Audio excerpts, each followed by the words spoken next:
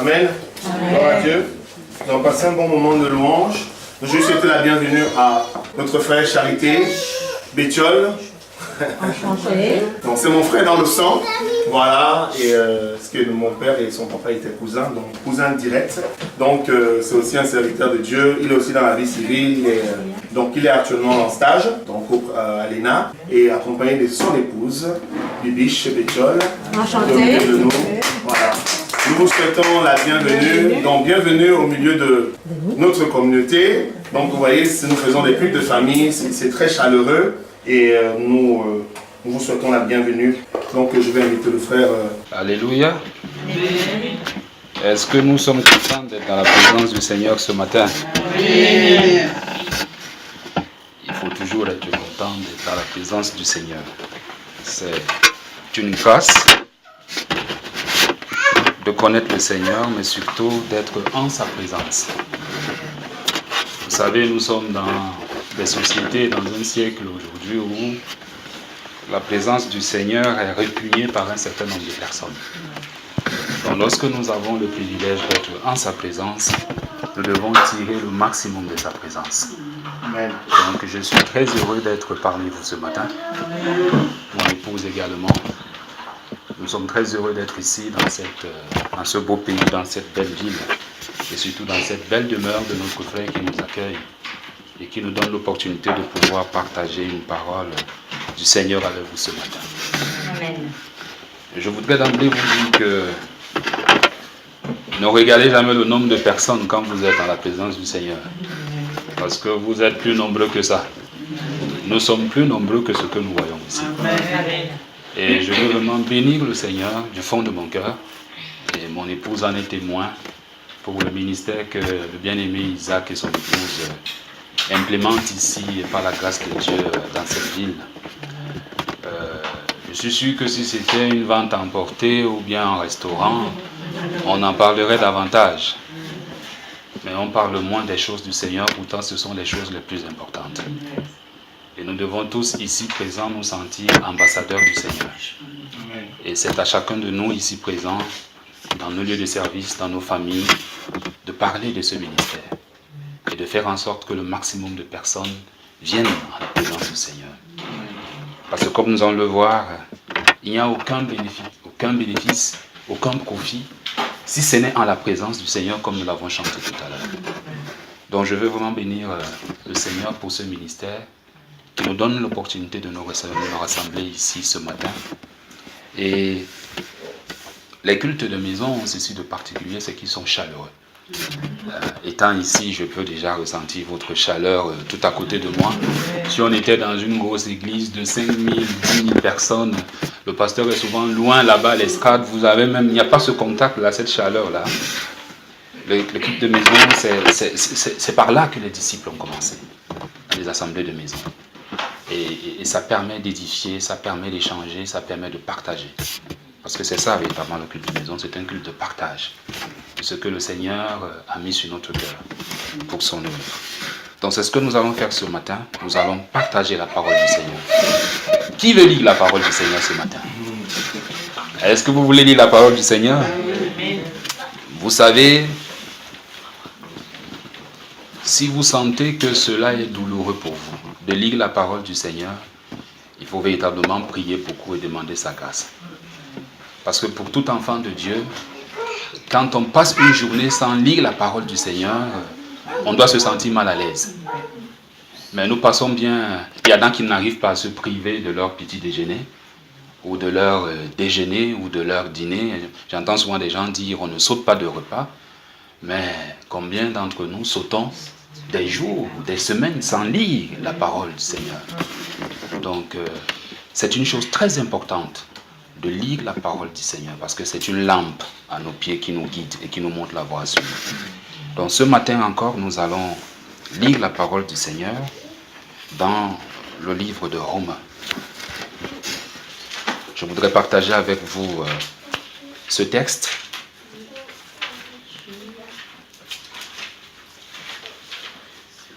Le livre de Romains au chapitre 12. Romains chapitre 12.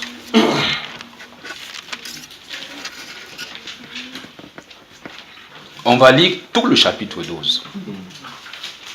Hein? Là, ceux qui n'ont pas eu le temps de lire la parole de Dieu en semaine, ils vont se rattraper un tout petit peu. Hein? On va lire tout le chapitre 12, c'est pas très long, c'est 21 versets. Donc nous allons lire cela tranquillement, avec compréhension, et que le Seigneur nous aide à pouvoir saisir la portée de sa parole. Donc je vais lire à partir d'ici, Romains chapitre 12. Je vous exhorte donc, frères, par les compassions de Dieu, à offrir vos corps comme un sacrifice vivant, saint, agréable à Dieu, ce qui sera de votre part un culte raisonnable. Ne vous conformez pas au siècle présent, mais soyez transformés par le renouvellement de l'intelligence, afin que vous discerniez quelle est la volonté de Dieu, ce qui est bon, agréable et parfait. Par la grâce qui m'a été donnée, je dis à chacun de vous de n'avoir pas de lui-même une trop haute opinion, mais de revêtir des sentiments modestes, selon la mesure de foi que Dieu a départie à chacun. Car, comme nous avons plusieurs membres dans un seul corps, et que tous les membres n'ont pas la même fonction, ainsi nous qui sommes plusieurs, nous formons un seul corps en Christ, et nous sommes tous membres les uns des autres. Amen. Puisque nous avons des dons différents, selon la grâce qui nous a été accordée, que celui qui a le don de prophétie l'exerce selon l'analogie de la foi, que celui qui est appelé au ministère s'attache à son ministère, que celui qui enseigne s'attache à son enseignement, à celui qui exhorte, et celui qui exhorte à l'exhortation, que celui qui donne le fasse avec libéralité, que celui qui préside le fasse avec zèle, que celui qui pratique la miséricorde le fasse avec joie. Que la charité soit sans hypocrisie. Ayez le mal en horreur. Attachez-vous fortement au bien. Par amour fraternel, soyez pleins d'affection les uns pour les autres. Par l'honneur, usez de prévenance réciproque. Ayez du zèle et non de la paresse. Soyez fervents d'esprit. Servez le Seigneur. Réjouissez-vous en espérance. Soyez patients dans l'affliction. Persévérez dans la prière. Pourvoyez aux besoins des saints. Exercez l'hospitalité. Bénissez ceux qui vous persécutent.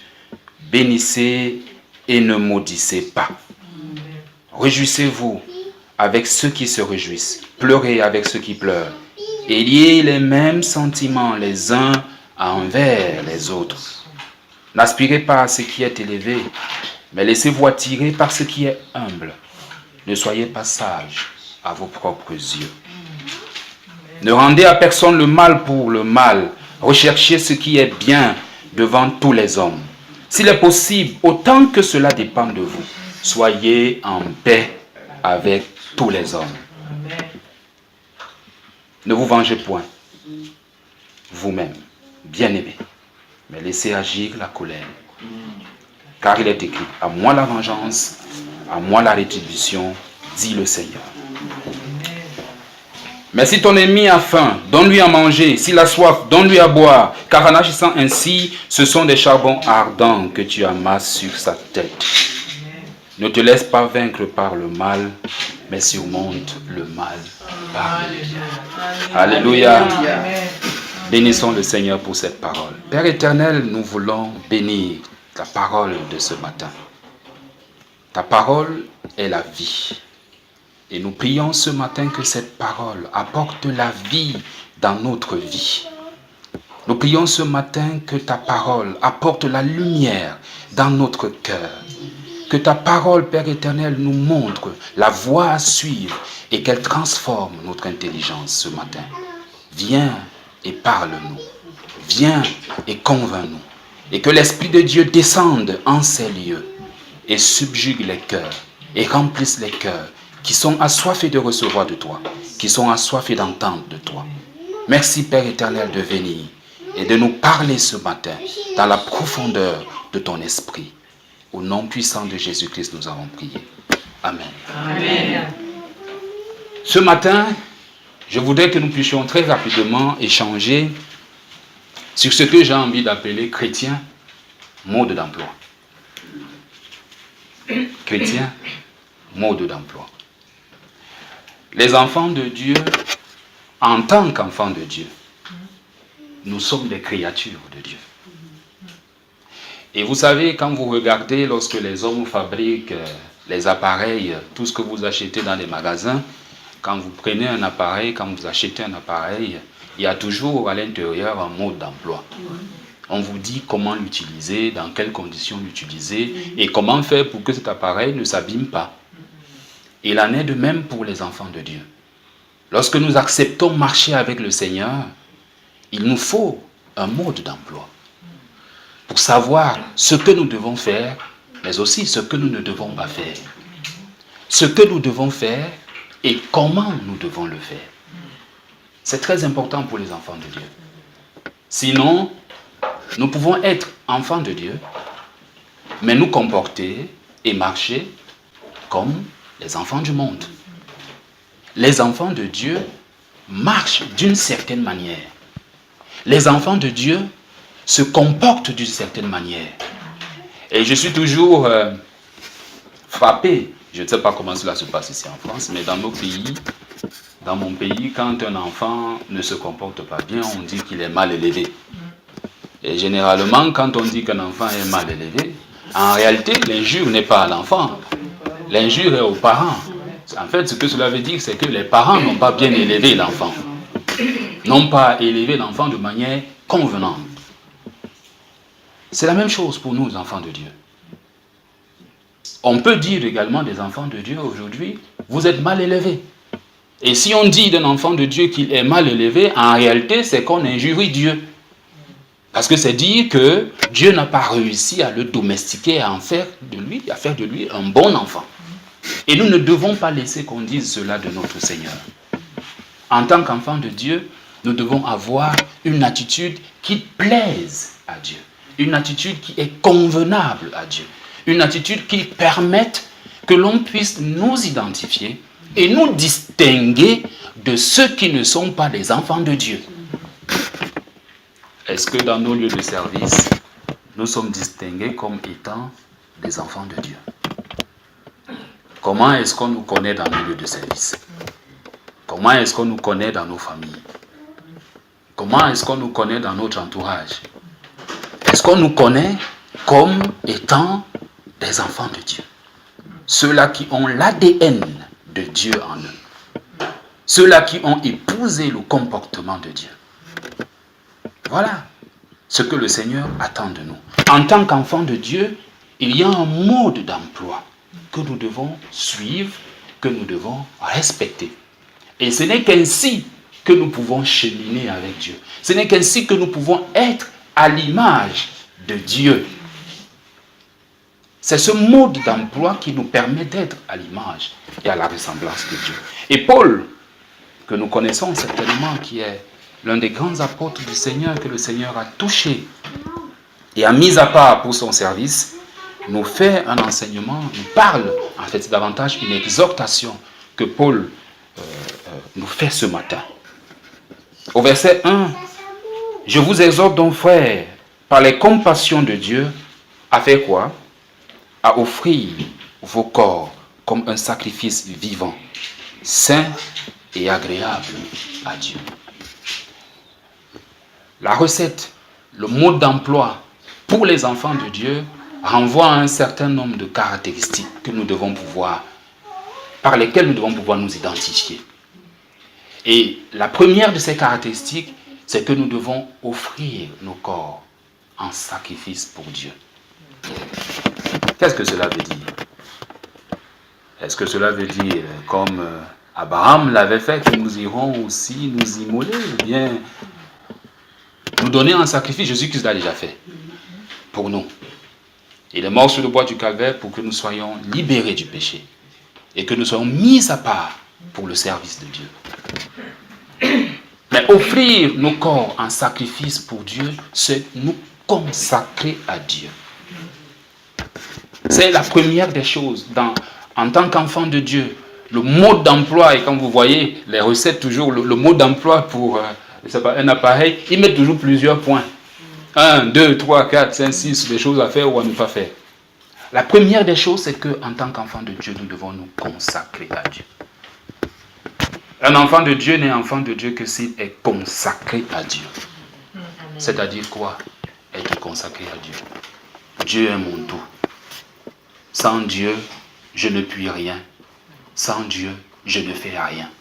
Dieu est au centre de ma vie. Je lui offre ma vie en sacrifice vivant. Parce que vous savez, il y a des sacrifices qui sont mortels, en fait, les gens offrent souvent en sacrifice des choses qui sont déjà mortes. C'est ça. Mais nous, ce que nous offrons au Seigneur, nous l'offrons de notre vivant. C'est maintenant que nous devons nous offrir à Dieu. Ce n'est pas mort. Et ceux qui pensent que mort, ils peuvent encore agir sur quoi que ce soit concernant leur vie, se trompent. C'est vivant. C'est là maintenant. Maintenant là, que nous devons nous offrir à Dieu. Si seulement nous sommes enfants de Dieu, nous devons accepter, nous offrir à Dieu. Offrir notre corps et notre être tout entier à Dieu. Et qu'est-ce que cela veut dire? Vivant mais saint. Les chrétiens n'aiment plus entendre ça aujourd'hui. On n'aime plus entendre qu'en tant qu'enfant de Dieu, on doit vivre dans la sanctification. Mais il n'y a pas de salut sans sanctification pour les enfants de Dieu. Pas du tout. Même comme dans nos sociétés aujourd'hui, on se plaît bien de beaucoup d'accommodations. On est dans une forme de tolérance et on ne veut plus tenir le discours qui blesse, n'est-ce pas? Nous voulons entendre des choses qui nous plaisent. Quand on dit à une jeune fille de rester chaste avant le mariage, est-ce que dans nos sociétés aujourd'hui, cela est admis comme quelque chose que l'on doit pouvoir dire? Les parents même aujourd'hui encouragent leurs enfants, filles comme garçons. Hein? Je suis souvent des émissions à la télé. 13 ans, 12 ans. Vous voyez des enfants qui ont déjà de petits amis, de petites amies, des choses de ce genre. Aujourd'hui, on se plaît bien. On peut être marié d'une femme, mais en avoir plusieurs. N'est-ce pas? Aller à gauche, aller à droite. On peut bien être aussi enfant de Dieu, mais être un peu voleur. On peut être enfant de Dieu, mais mentir un tout petit peu. On veut bien être enfant de Dieu, mais en même temps, on veut aller en boîte, danser sur des rythmes mondains. Ce n'est pas possible. Ce n'est pas possible. Le mode d'emploi d'un enfant de Dieu est incompatible avec cela. C'est comme si un appareil est réglé à 220 volts, vous le branchez sous une tension de 500 volts. Qu'est-ce qui se passe? Il pète. Le mode d'emploi, c'est ça. Vivant, nous devons nous sanctifier. Vivant, nous devons vivre dans la sainteté. Bien-aimés frères, comme disait un serviteur de Dieu, nous devons choisir. Nous ne devons pas perdre notre temps. Si nous voulons être enfants de Dieu, serviteurs de Dieu, choisissons le Seigneur. Et si nous choisissons le Seigneur, nous devons accepter, nous débarrasser de tout ce qui ne plaît pas au Seigneur. Nous devons accepter de marcher dans la sainteté et dans la sanctification. Parce que tout ce qu'il a appelé, il les a justifiés. Et tout ce qu'il a justifié, il les a sanctifiés. C'est un discours qu'on n'aime plus aujourd'hui. Dans nos églises, dans nos communautés. Mais le Seigneur nous exhorte encore ce matin que si nous voulons être enfants de Dieu, le mode d'emploi est celui-là. Vivant, nous devons nous sanctifier. Peu importe ce que les gens vont dire. Peu importe ce que les gens pensent. Ce qui importe, c'est le salut de chacun d'entre nous. Que servira un homme de gagner le monde entier s'il perd son âme? Ce qui est important, c'est de pouvoir être en relation parfaite avec le Seigneur. Et le Seigneur nous le dit ce matin. La première des choses dans notre recette, dans notre marche avec le Seigneur, dans notre mode d'emploi, c'est de marcher avec le Seigneur dans la sainteté, dans la sanctification. La deuxième des choses qui me plaît de pouvoir partager avec vous à la lecture de ce texte, c'est d'être transformé. Beaucoup d'enfants de Dieu ne sont pas transformés. Beaucoup d'entre nous ne sommes pas transformés. Et c'est ce que je disais tantôt. Paul dit, ne vous conformez pas au siècle présent, mais soyez transformés par le renouvellement de l'intelligence. Soyez transformés. Quand on est transformé, on perd la nature d'avant. Vous avez une patate. Elle vient en... Comment dire ça? C'est des pièces différentes, non, n'est-ce pas? Vous avez plusieurs... Et puis, on écrase, vous avez... ou bien, prenons un jus. Vous avez un fruit. C'est un fruit. Il est entier. Après, on le transforme. Vous le prenez, vous l'épluchez, vous le mettez dans une machine, vous appuyez, et puis il vous donne soit une compote, soit un jus de fruits. La nature change. Il passe de l'état solide, un fruit, à l'état liquide. La transformation change. Un enfant de Dieu doit être transformé. C'est-à-dire que quand on le regarde, on doit pouvoir établir une différence entre ce qu'il était hier et ce qu'il est aujourd'hui. Si nos amis ne peuvent pas établir une différence entre ce que nous sommes aujourd'hui, devenus enfants de Dieu, et ce que nous étions hier, c'est que nous ne sommes pas encore transformés. Bien aimé, c'est cela. Et ne pensez pas que la transformation, les premiers témoins de votre transformation, c'est votre entourage. La femme qui était belliqueuse, le monsieur qui était belliqueux hier, tout le monde se rend compte qu'il a changé en son lieu de service. Mais c'était un monsieur, il suffit de dire, ah, il est à Z. C'était une dame, il suffit de l'approcher ainsi, elle vous comble d'injures. C'était une dame irrespectueuse, c'était un monsieur qui ne respectait pas sa hiérarchie. Mais on se rend compte qu'il a complètement changé. C'est le même homme, mais sa nature a changé. Et pour certains d'entre nous, même physiquement, vous voyez le changement. Physiquement, dans la manière de s'habiller, dans la manière de parler, dans la manière de communiquer, dans la manière de conseiller, dans la manière d'être. La transformation est quelque chose de physique, quelque chose de visible d'abord, avant d'être quelque chose de spirituel. Vous ne pouvez pas dire, je suis transformé spirituellement, vraiment comme vous voyez, je parle en langue, je prophétise, mais à l'extérieur, les gens voient que vous êtes le même. Ce n'est pas possible. Ayons toujours l'image du fruit que l'on transforme. Quand il change de nature, il change profondément. Il passe d'un état à un autre, d'un état solide à un état liquide. C'est ce que le Seigneur voudrait que nous puissions être. Si nous voulons être enfants de Dieu, si nous sommes enfants de Dieu, nous devons rechercher cette transformation. Et évitons de nous conformer au siècle présent quand l'apôtre Paul le dit. Aujourd'hui, je vois souvent combien d'entre nous, quand nous allons dans des restaurants par exemple,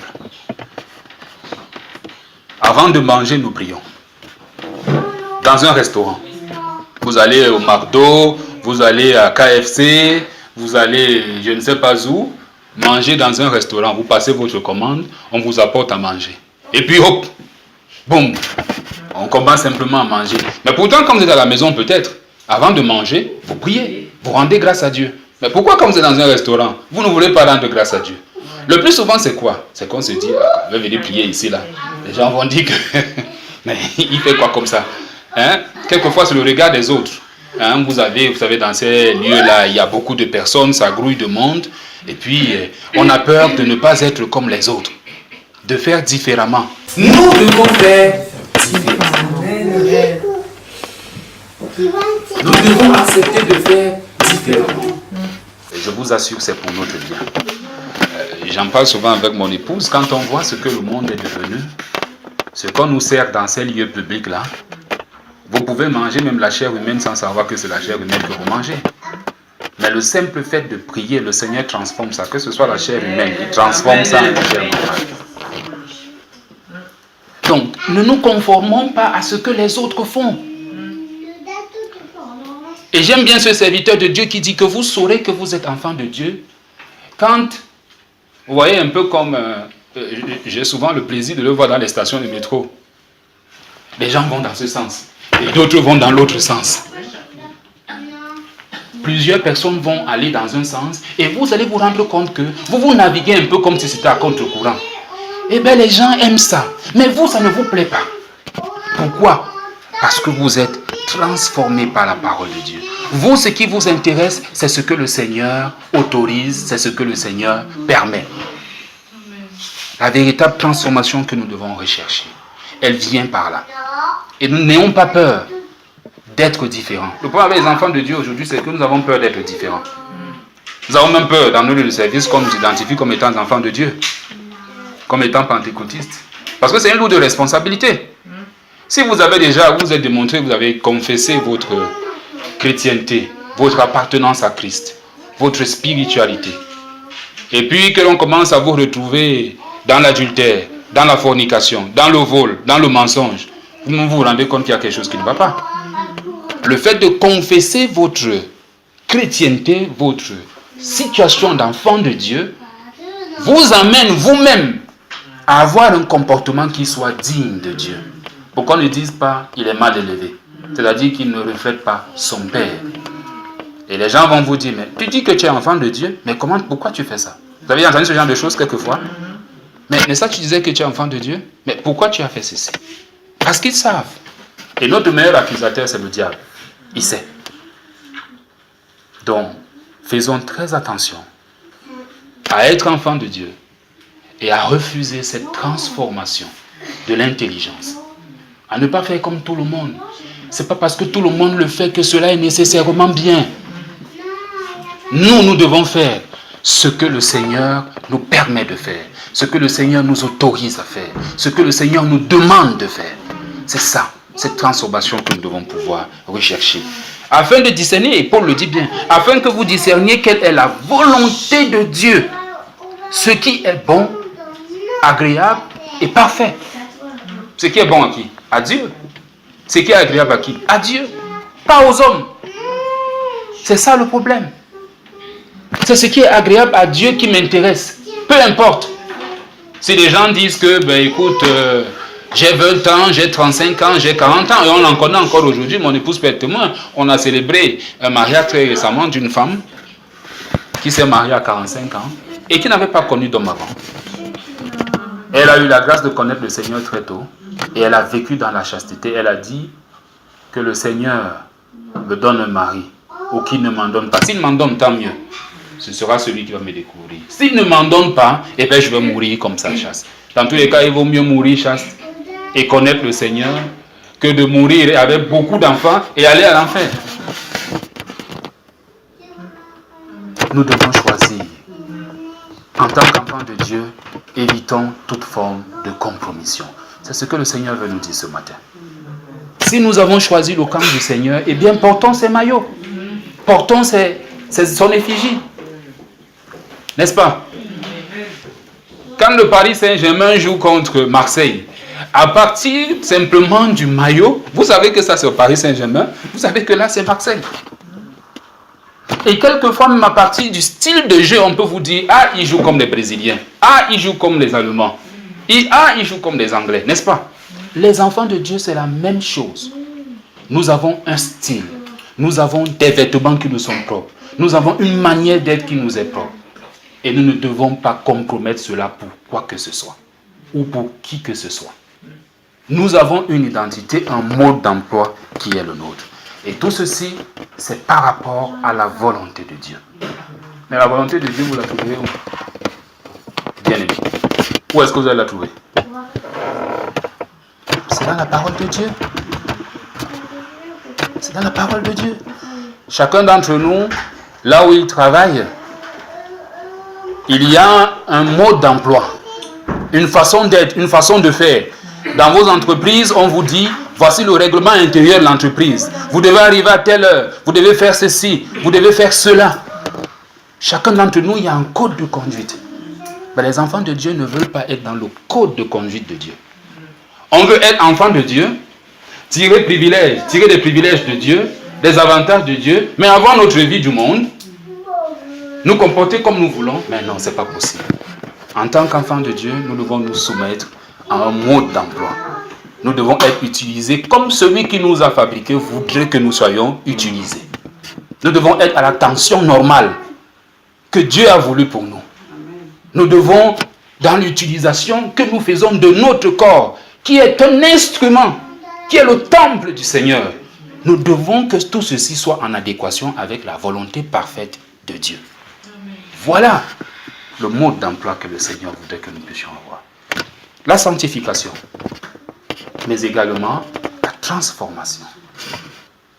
Parce que vous pouvez être sanctifié. Il y a des gens qui vivent de manière sanctifiée, en ce sens qu'ils ne connaissent pas le péché, disons-le comme simplement ainsi. Mais sont-ils transformés? Ont-ils ce renouvellement de l'intelligence que procure la parole du Seigneur et qui nous permet d'être donc considérés comme étant à l'écart, mis à part pour le service du Seigneur? Cette transformation, nous devons l'avoir, de manière à ce que lorsqu'on nous regarde, lorsqu'on nous voit, on voit la différence entre celui qui craint Dieu et celui qui ne craint pas Dieu. Si notre entourage ne peut pas encore établir cette différence-là, considérons qu'il y a encore du chemin à faire. Amen. Amen. Le troisième élément que je voudrais partager avec vous, en lisant la parole de Dieu, c'est l'humilité. Je vous ai dit, on est dans le mode d'emploi pour les enfants de Dieu. Chrétien, quel est ton mode d'emploi? La sanctification, une vie de sanctification, c'est ce que le Seigneur nous demande. Une transformation, un renouvellement de l'intelligence, c'est ce que le Seigneur nous demande. L'humilité. Aujourd'hui, beaucoup d'enfants de Dieu ne sont plus humbles. L'humilité, c'est la chose la plus difficile quelquefois à avoir. Et de plus en plus, lorsqu'on est élevé en dignité, il y a de fortes chances qu'on s'éloigne de la face de Dieu. Vous le voyez même avec les serviteurs de Dieu aujourd'hui.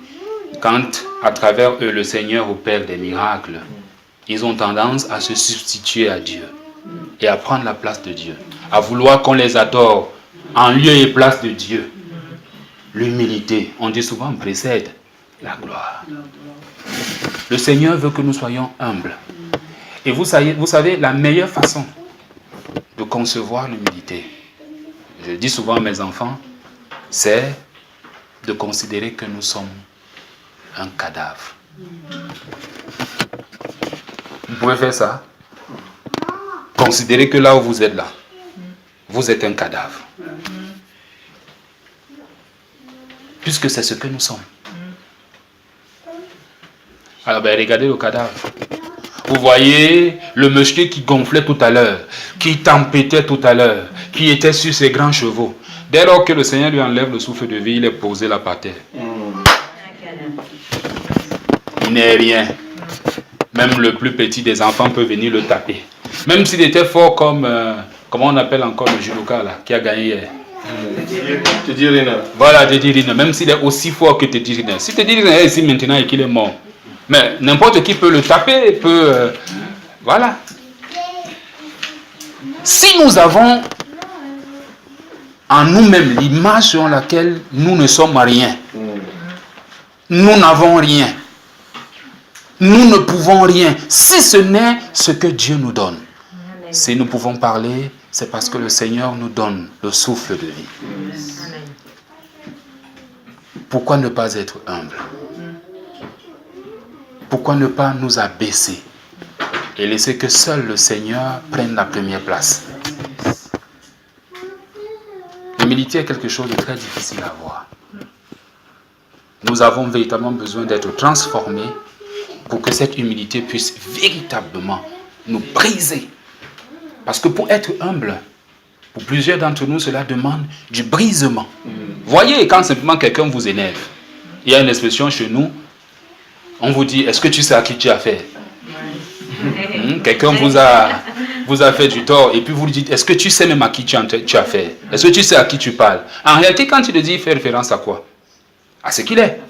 Je suis peut-être le directeur général, je suis peut-être le ministre, peut-être le premier ministre, je suis peut-être par rapport à ce qu'il est. N'est-ce pas? C'est cela.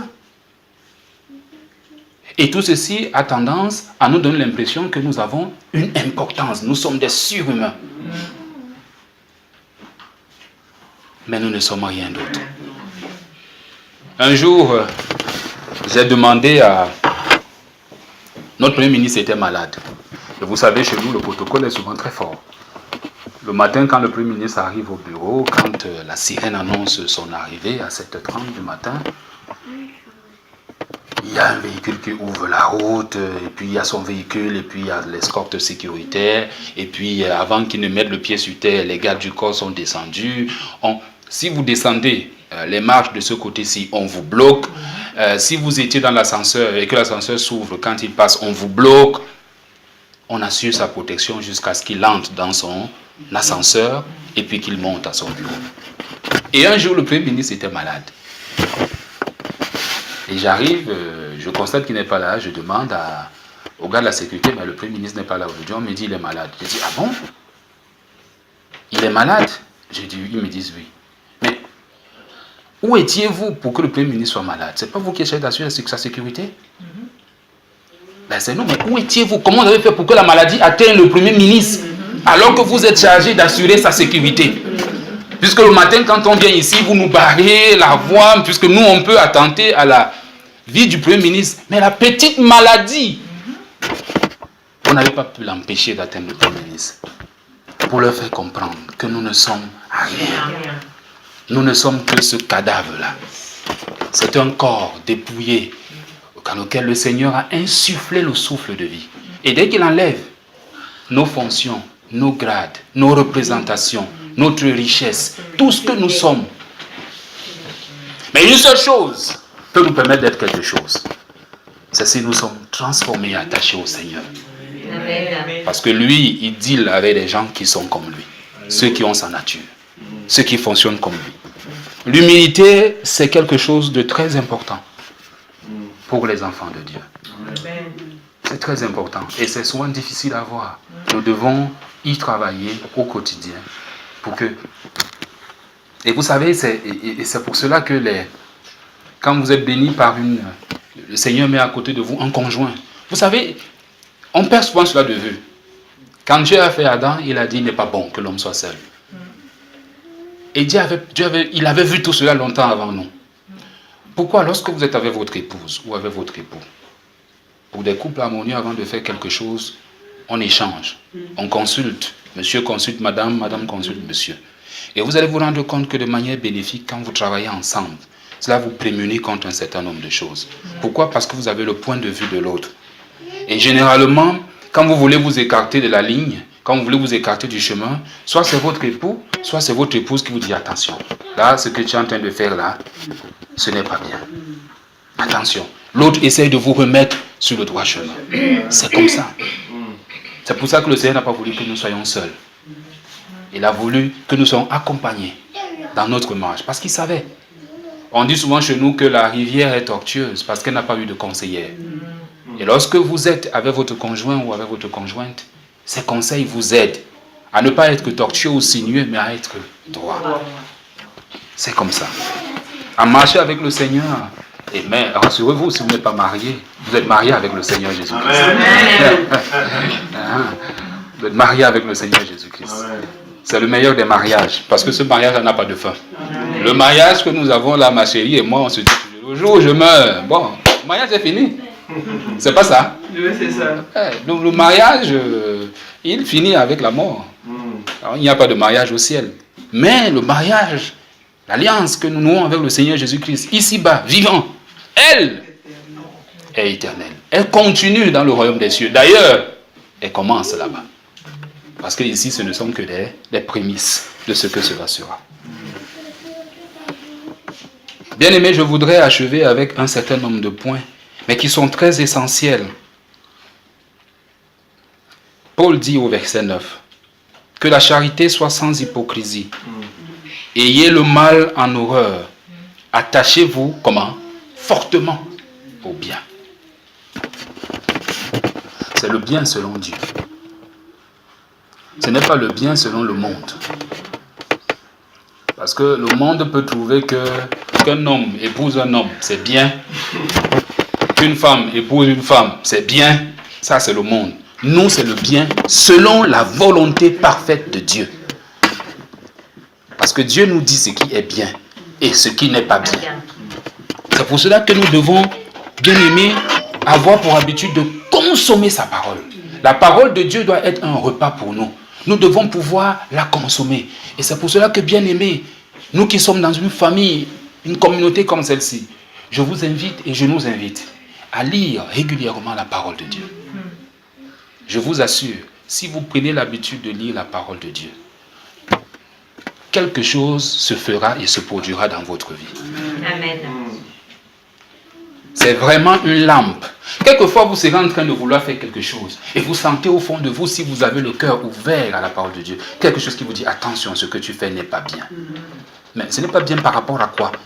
Le Seigneur te rappelle un verset, te rappelle une parole qui est dans sa parole, c'est-à-dire qu'un mot qui est dans sa parole et qui te dit, attention, ça ce n'est pas bien. L'Esprit de Dieu te parle. Mais l'Esprit de Dieu ne parle pas à partir de rien. Le Seigneur fait à partir de ce que nous avons. Jésus-Christ, lorsqu'il a fait le miracle de pain, vous voyez, 5 pains, 2 poissons.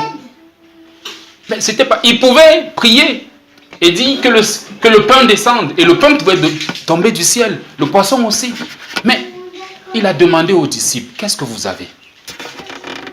Et ils ont dit, nous avons juste ici là 5 pains et 2 poissons. Il dit, venez avec. Le Seigneur fait toujours avec ce que nous avons.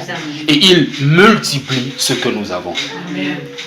Donc il a besoin que nous puissions faire avec ce que nous avons. Ce que nous avons, c'est quoi? C'est la parole de Dieu. Nous devons la lire. Nous devons nous en imprégner. Et à partir de là, lui va agir.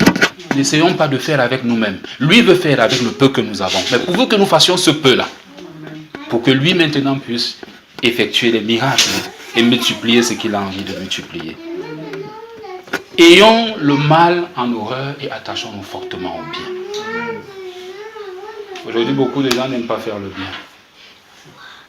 Mais en tant qu'enfants de Dieu, dans notre marche avec le Seigneur, nous devons rechercher le bien. Rechercher le bien. Le bien, qu'est-ce que le Seigneur veut que je fasse? Et il te parle dans ton cœur. Il te dit, fais ceci, mon enfant. Et Paul le dit en pesant ces mots, attachez-vous fortement au bien et rejetez le mal. Vous savez, c'est mauvais quand on est dans des sociétés où quand on est enfant de Dieu et on perd la capacité de s'indigner. Il y a des gens qui ont perdu la capacité de s'indigner. C'est-à-dire que tout devient normal, quoi. Vous êtes dans une société qui est aseptisée et tout devient fade. Un peu comme une nourriture qui n'a pas de sel, il n'y a rien, quoi. Tout est fade. Vous acceptez tout.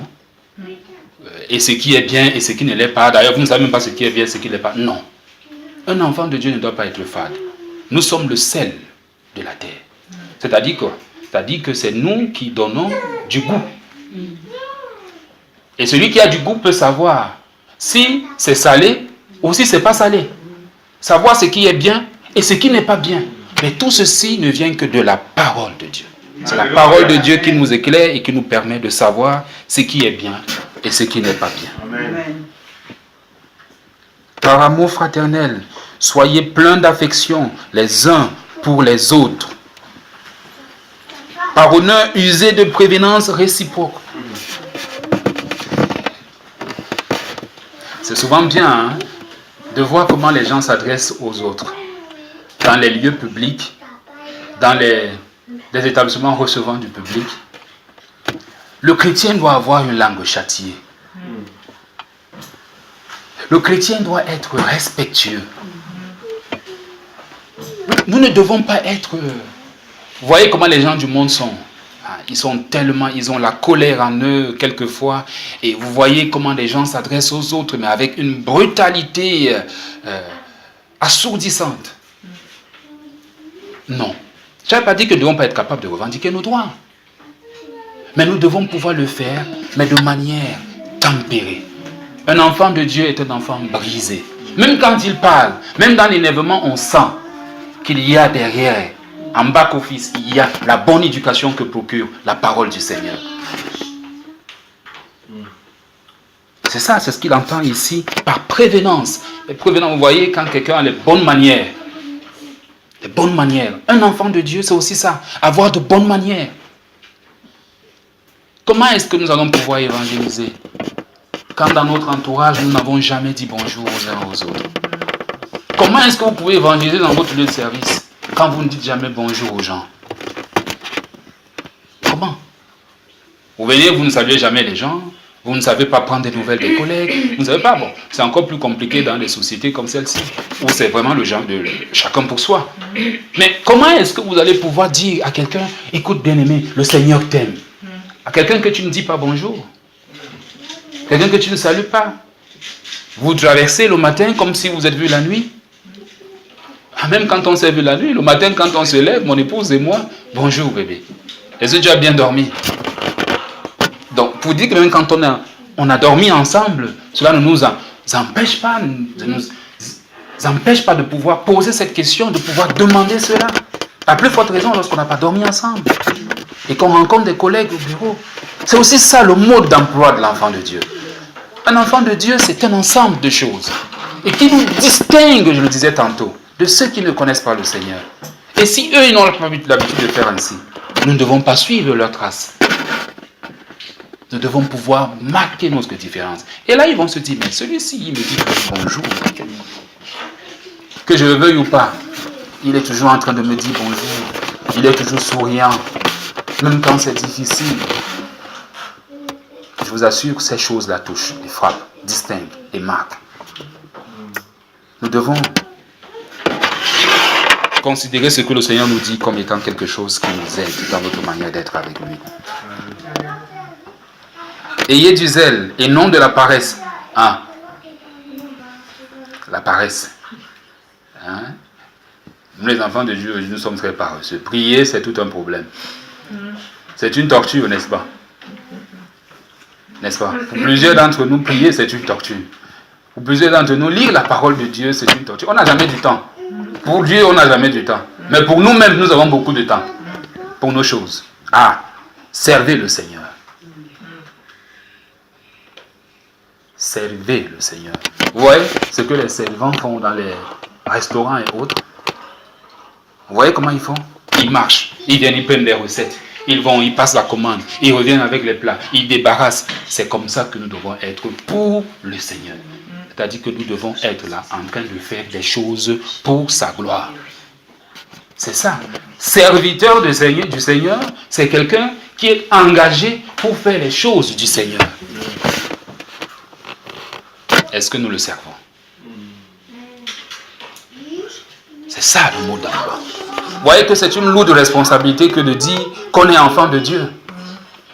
Ce n'est pas simplement de le déclarer, de le déclamer, mais de pouvoir traduire cela dans notre manière d'être et de faire tous les jours. Être au service du Seigneur. C'est-à-dire faire du Seigneur notre cause principale. Amen. C'est ça. Parce que tout le reste, nous allons pouvoir abandonner tout cela. Nous allons laisser tout cela. Vous avez l'habitude de dire, qu'est-ce qui nous distingue des gens du monde? En réalité, qu'est-ce qui nous distingue des gens du monde? Est-ce que vous êtes distingué des gens du monde parce que vous avez construit une maison? Mais eux aussi construisent des maisons, et d'ailleurs de belles, de plus belles. Est-ce que vous allez vous distinguer des gens du monde parce que vous avez un emploi? Mais eux aussi ont des emplois, ils travaillent aux Nations Unies avec de gros salaires. Parce que vous avez une voiture ou 10 voitures, ils en ont aussi, et de plus belles. Parce que vous avez des enfants, mais ils ont aussi des enfants. D'ailleurs, vous voyez que les gens, ils ne vivent même pas dans le Seigneur, ils font des enfants à tour de bras. Parce que vous avez un gros salaire, pourquoi? Qu'est-ce qui nous distingue des gens du monde? Quand nous disons nous sommes chrétiens, qu'est-ce qui nous distingue d'eux? C'est une question que les chrétiens et les enfants de Dieu doivent se poser. Nous nous distinguons d'eux parce que notre nom est écrit dans le livre du Seigneur. Et nous savons que lorsque nous allons fermer les yeux, nous allons être reçus par le Seigneur dans son royaume. C'est ça qui nous distingue. Parce que nous, nos noms, doivent être écrits dans le livre du Seigneur. Ah, mais pour que nos noms soient écrits dans le livre du Seigneur, nous devons donc suivre le mode d'emploi qui est celui des enfants du Seigneur. La recette qu'il a tracée pour ceux qui veulent avoir leur nom écrit dans le livre du Seigneur. C'est cette recette-là que le Seigneur nous montre ce matin. Pour que nous puissions la mettre en pratique. Exercer l'hospitalité. Persévérer dans la prière. Moi, j'ai du mal à persévérer dans la prière. Vous savez, comme vous avez dit, persévérer dans la prière, c'est pas prier pour la même chose plusieurs fois. C'est comme quoi souvent, tu cherches du travail, tu pries, vraiment à en perdre la tête. Et tu dis tu persévères dans la prière. Non. Persévérer dans la prière, c'est faire de la prière un élément de notre menu quotidien. Paul le dit aux Thessaloniciens, prier sans cesse. Et un jour, il m'a dit, mais comment prier sans cesse? Comment vous pouvez prier sans cesse? Ça veut dire qu'on n'allait jamais vous arrêter de prier. Il faut bien que vous travailliez, il faut bien que vous enseigniez, il faut bien que vous alliez prendre des enfants à l'école, il faut bien. Mais prier sans cesse, ça veut dire quoi?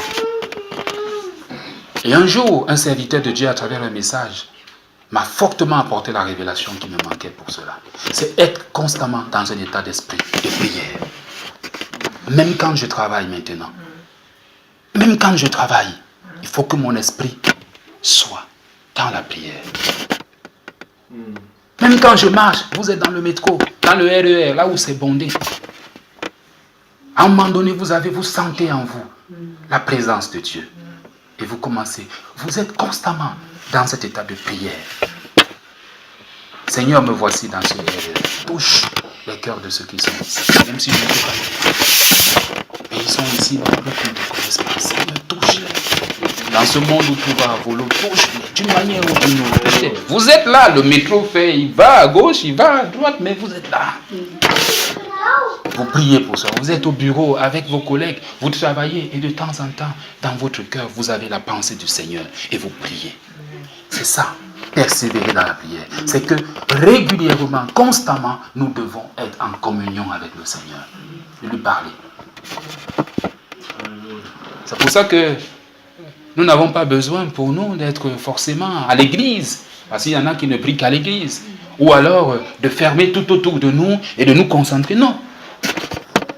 Même si vous êtes à une réunion, et moi il m'arrive souvent des moments comme ça, nous sommes en réunion, et je sens en moi un fardeau. Et au fond de moi, je commence à prier. C'est ce que le Seigneur voudrait que nous fassions. Que nous persévérions dans la prière. Quelles que soient les circonstances, que nous soyons dans l'esprit de prière.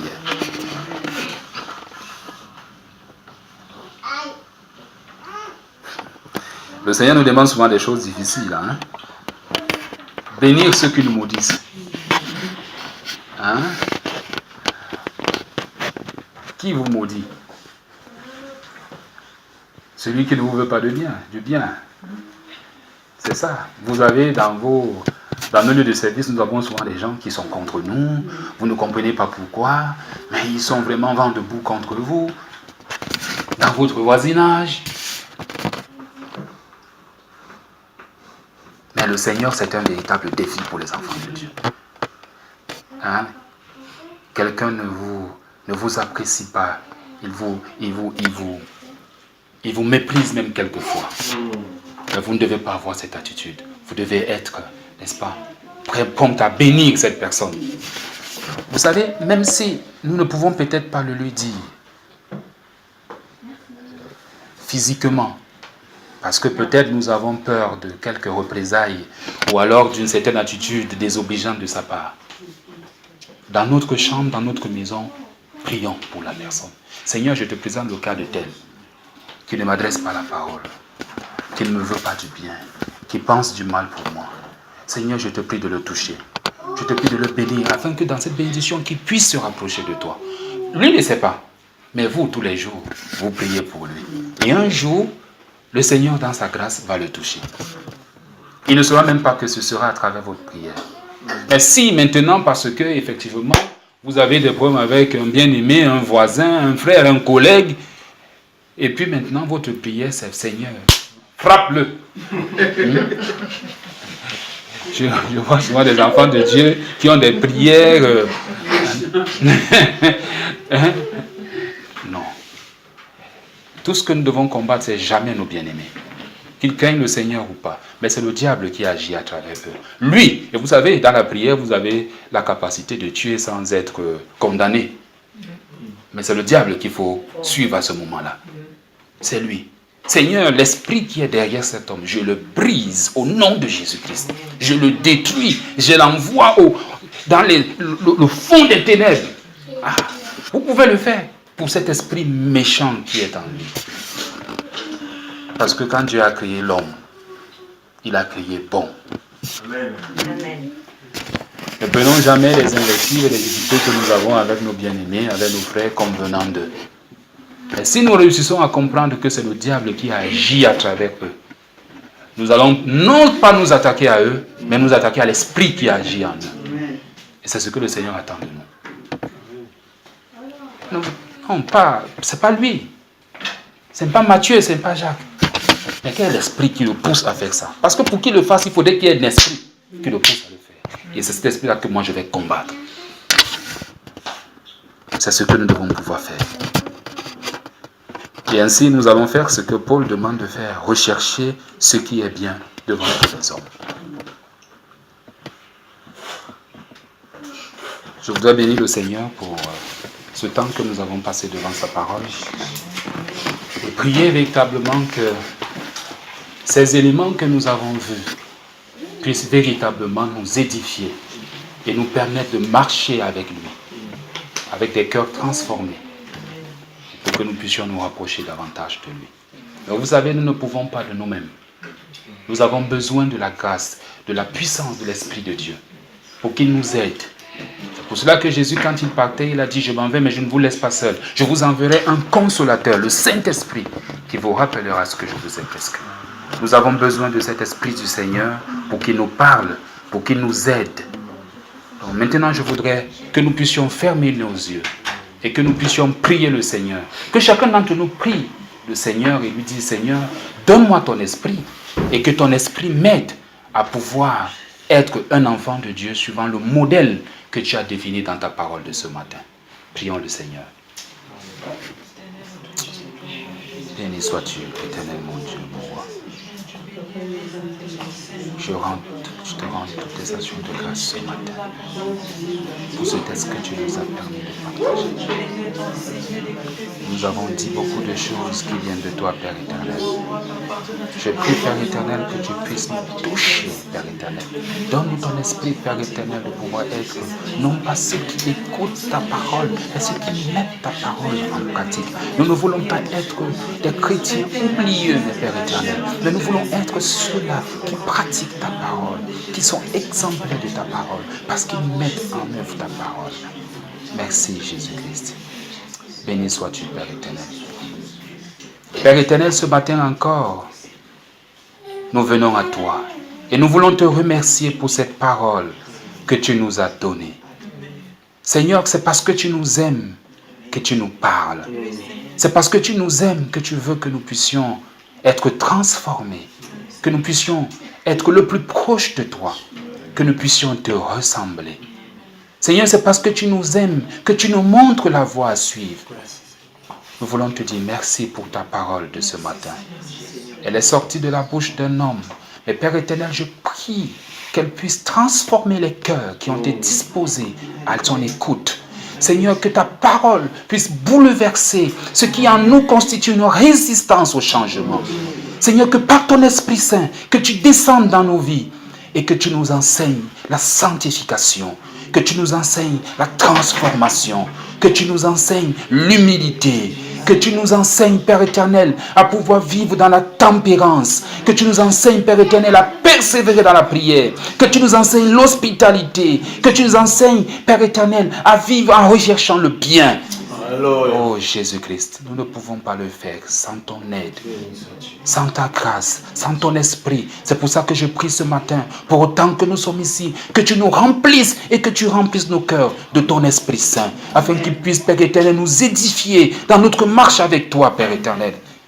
Merci Jésus-Christ pour cette parole. Merci de faire en sorte qu'elle transforme nos cœurs. Merci de faire en sorte qu'elle produise un effet positif dans notre vie. Et au-delà de nous, dans la vie de tous ceux qui nous environnent, de tous ceux qui nous entourent, qu'ils puissent voir en nous de véritables enfants de Dieu, dans notre manière d'être et dans notre manière de faire.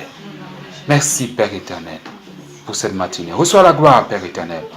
Reçois l'honneur, reçois la majesté. Et en toi seul, au nom puissant de Jésus-Christ, nous avons prié.